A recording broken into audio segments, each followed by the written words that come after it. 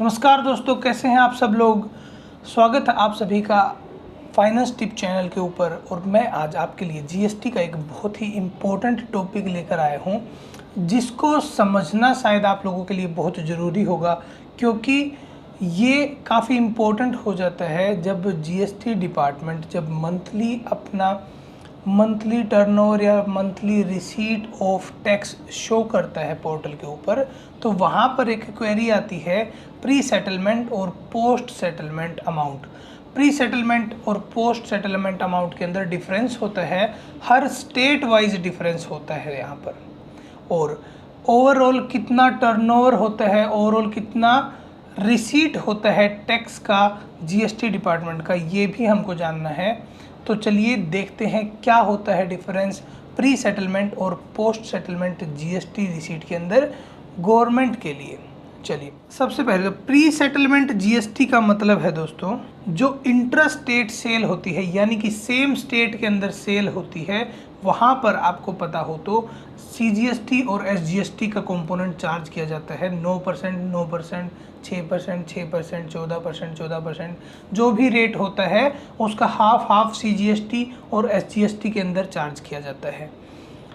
और अगर वही सेल इंट्रा स्टेट की बजाय इंटर स्टेट में अगर चली जाती है, जैसे कि इंटर स्टेट में चली जाती है, तो उस केस में वहाँ पर सिर्फ और सिर्फ टैक्स का एक ही कंपोनेंट चार्ज होता है, वो होता है आईजीएसटी चार्ज होता है। तो अब आईजीएसटी चार्ज होता है तो क्या उसका मतलब ये है कि वो पूरा का पूरा सेंट्रल गवर्नमेंट के पास जाता है? बिल्कुल नहीं।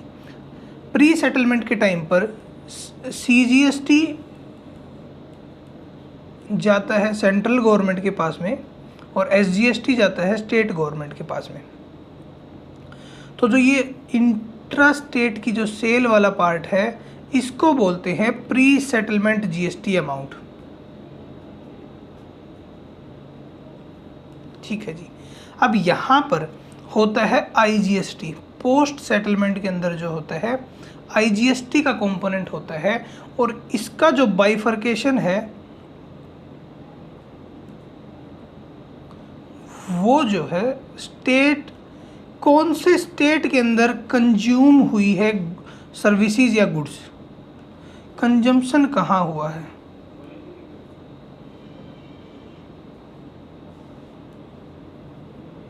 क्योंकि जीएसटी एक कंजम्पशन बेस्ड टैक्स है, तो यहाँ पर ये आइडेंटिफाई करना पड़ता है सरकार को कि जिस भी स्टेट के अंदर उस गुड और सर्विसेज का कंजम्पशन हुआ है वो उसी स्टेट को मिलेगा, ना कि जहाँ से सेल स्टार्ट हुई थी, जहाँ पर पार्टी रजिस्टर्ड है, उससे कोई भी मतलब नहीं होता है।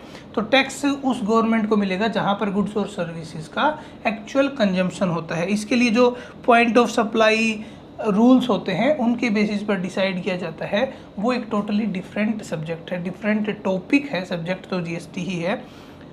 तो ये होता है फ़र्क। तो जब ये वाला पार्ट प्लस में ये वाला पार्ट में से जो स्टेट को जो टैक्स मिलता है, इन दोनों को टोटल करके जो बनता है वो होता है पोस्ट सेटलमेंट जीएसटी अमाउंट।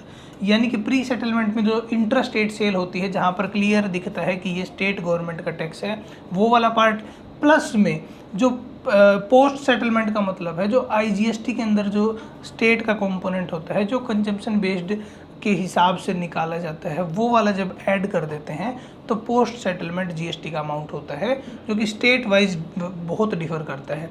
अब देख लेते हैं जो गवर्नमेंट ने रिलीज़ किया है अपनी डिटेल्स, उसमें कैसे ये शो करते हैं। हम अगर यहाँ पर देखें तो जम्मू एंड कश्मीर का आप देखेंगे प्री सेटलमेंट जीएसटी 1284, ये करोड़ में फिगर है दोस्तों, 1284 करोड़ है, तो ये आप समझ लेना। और अगस्त में 1289, ग्रोथ यहाँ पर जीरो ही दिखा दी क्योंकि कुछ पॉइंट्स में ग्रोथ हुई है तो वो ना के बराबर मान रहे हैं। ये अमाउंट है प्री सेटलमेंट अमाउंट। तो सिर्फ इसका और इसका कंपेयर करेंगे तो यहाँ पर आप देख रहे हैं 3717 पोस्ट सेटलमेंट है 2024 के अंदर, और प्री सेटलमेंट है 1289। तो क्या ये जो पोस्ट सेटलमेंट की अमाउंट है ये हमेशा ज़्यादा होगी जी नहीं, ऐसा कोई ज़रूरी नहीं है।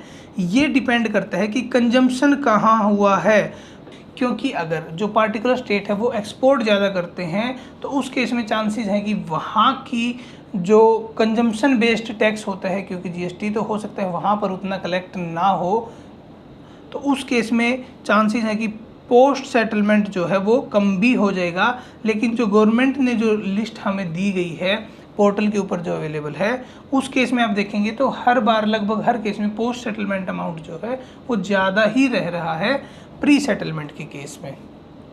ठीक है जी, तो ये आप देख सकते हैं सबसे ज़्यादा हर बार, जैसे कि आप देखेंगे तो महाराष्ट्र में ही सबसे ज़्यादा टैक्स कलेक्ट होता है 69,274, 69,000 करोड़ रुपीज़ सिर्फ महाराष्ट्र कलेक्ट करता है। पोस्ट सेटलमेंट की अमाउंट है ये। और कम की अगर बात करें तो यहाँ पर 270 भी है, 39 CR भी है। ठीक है जी, सबसे कम यही है 39 CR लक्षद्वीप। ठीक है जी, तो सबसे ज़्यादा महाराष्ट्र है और सबसे कम जो है वो लक्षद्वीप में कलेक्ट किया जाता है टैक्स।